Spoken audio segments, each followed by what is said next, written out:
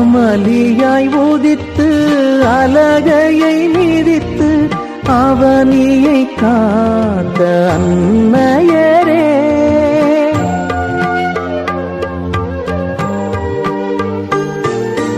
அமளியாய் உதித்து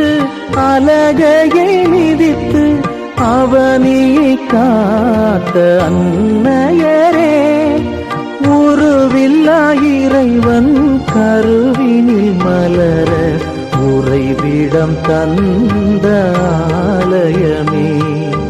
மாமறை புகழும் மறி என்னும் மலரே, மாதரின்